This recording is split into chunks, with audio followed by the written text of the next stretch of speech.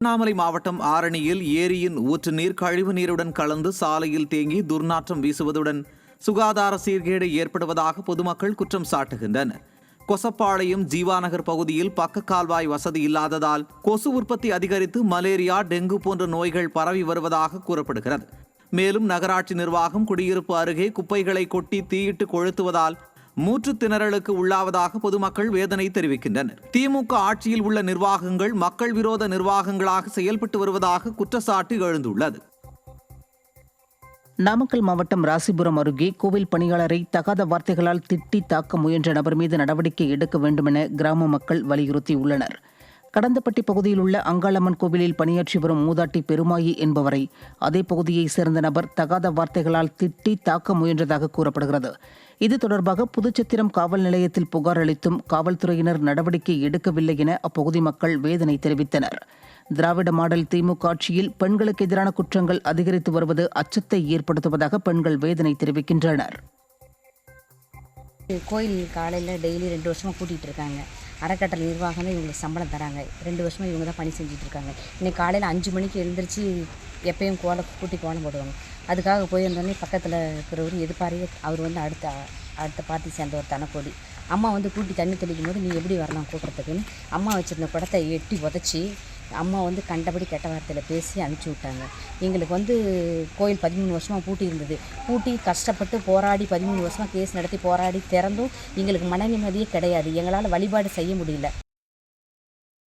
சிவகங்கை மாவட்டம் மீனாட்சிபுரம் கிராமத்தில் மாசி மாத களரி விழாவினையொட்டி வடமாடு மஞ்சுவிரட்டு போட்டி நடைபெற்றது. போட்டியில் சிவகங்கை, ராமநாதபுரம், புதுக்கோட்டை, மதுரை மாவட்டங்களிலிருந்து 17 காளைகளும் 153 மாடுபிடி வீரர்களும் பங்கேற்றனர். விறுவிறுப்பாக நடைபெற்ற போட்டியில் மாடுபிடி வீரர்கள் ஒருங்கிணைந்து தங்களது திறமையை வெளிக்காட்டி காளையின் திமிலை தழுவி அடக்கி வெற்றி பெற்றனர். இதில் போதிய பாதுகாப்பு ஏற்பாடுகளை செய்ய விடிய அரசு கோட்டை விட்டதால் மாடு முட்டியதில் 5 பேர் காயமடைந்தது பரபரப்பை ஏற்படுத்தியது. தென்காசி மாவட்டம் கடையம் அருகே பங்களா குடியிருப்பில் சேதமான பாலம் சீரமைக்கப்படாததால் இறந்தவர்களின் உடலை மயானத்தில் அடக்கம் செய்ய முடியாமல் கிராம மக்கள் தவித்து வருகின்றனர். பங்களா குடியிருப்பு கிராமத்தில் இறந்தவர்களின் உடலை மயானத்திற்கு கொண்டு செல்லும் வகையில் ஆற்றை கடந்து செல்ல போடப்பட்ட பாலம் கடந்த ஆண்டு டிசம்பர் மாதம் பெய்த கனமழையால் சேதமடைந்தது. இதனை சீரமைக்குமாறு பலமுறை மனு அளித்தும் விடிய அரசின் அதிகாரிகள் எந்த நடவடிக்கையும் எடுக்காமல் ஆழ்ந்த உறக்கத்தில் இருப்பதாக மக்கள் குற்றம் சாட்டுகின்றனர். தூத்துக்குடி மாவட்டம் திருச்செந்தூர் அருள்மிகு சுப்பிரமணிய சுவாமி திருக்கோவிலில் உபயதாரர்கள் மற்றும் திரிசுதந்திரர்கள் இடையே கடும் வாக்குவாதம் ஏற்பட்டு கொடிப்பட்டத்தை பறித்ததால் பரபரப்பு ஏற்பட்டது. மாசி திருவிழாவையொட்டி கொடிப்பட்டம் ஊர்வல நிகழ்ச்சிக்கு கொடிப்பட்டத்தினை யானை மீது மண்டகப்படி உபயதாரர்கள் எடுத்து வந்தனர்.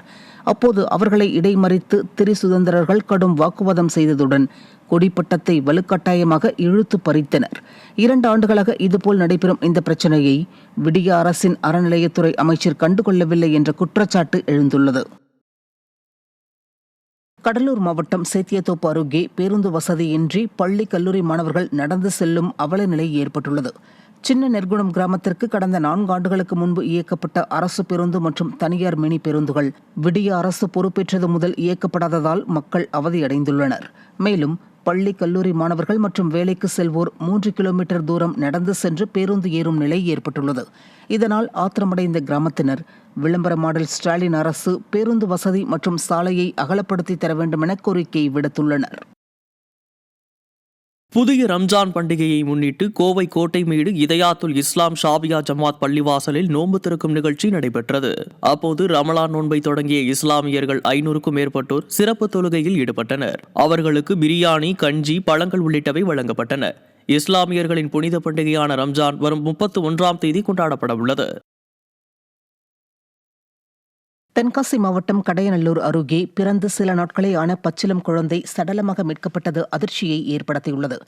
சின்னத்தம்பி நாடாரூர் அருகே உள்ள ஊரணியில் குழந்தையின் சடலம் கிடப்பதாக கிடைத்த தகவலில் அங்கு சென்ற போலீசார் குழந்தையின் உடலை மீட்டனர்.